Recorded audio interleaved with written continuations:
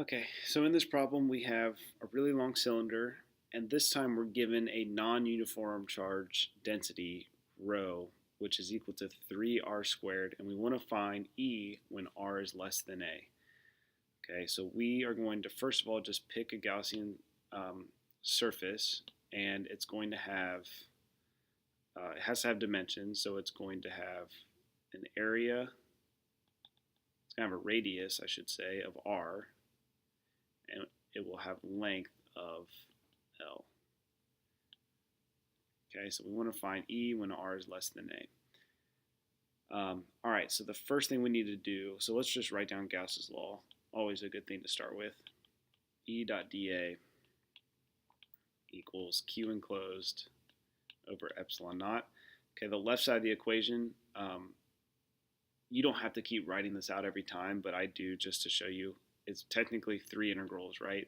You would have side 1 E dA, you had side 2 E dA, and then you have integral of the wall of the cylinder E dA. Since the electric field would be parallel to the sides, this would be 0 and this would be 0. Okay, so all we're left with on the left side is E dA. So that integral always just becomes E times area, the wall of the cylinder. The area of the wall of the cylinder is going to be the length, L, times but circumference, 2 pi little r. Okay.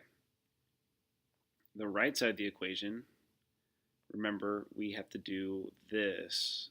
We have to use an integral when rho is not constant, rho dV.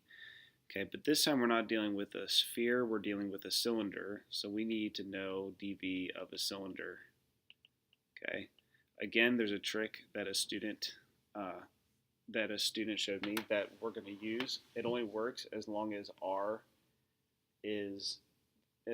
rho is only a function of r, this works. If it's a function of theta or phi, then this would not work.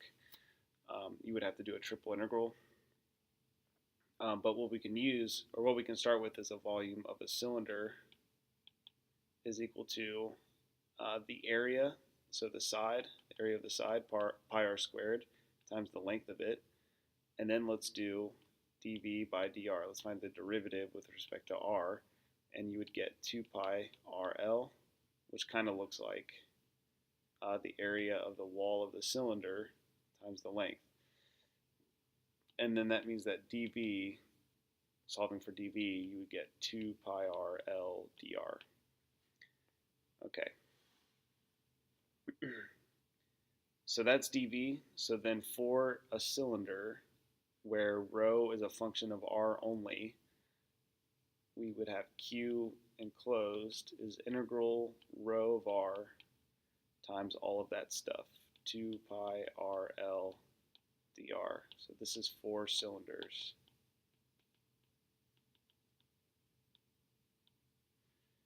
Okay. What would our limits be? Our limits would be from 0 to our Gaussian surface r, and then we can plug in rho. So this would be integral 0 to r. Rho is a 3r squared. It's a 3r squared times 2 pi rl dr. Pulling out constants, we have 3 times 2 is 6 pi l, integral 0 to r squared times r is r cubed, and then we have our dr. Okay, that integral is going to be 1/4 r to the 4, and we evaluate that from 0 to r, which would give us 6 over 4, that's 3 over 2, so 3 halves, pi l r to the 4. That's Q enclosed. Okay, so then setting the left side equal to the right side, we're going to have E times, what was the left side? It was L 2 pi r, L 2 pi r equals, the right side is a 3 pi L r to the 4 over 2 epsilon naught. Dividing both sides by L 2 pi r, one of those r's cancels one of those. The pi cancels the pi. The L cancels the L. And then if I divide the 2 over, I get 3 r cubed divided by 4 epsilon naught for our electric field.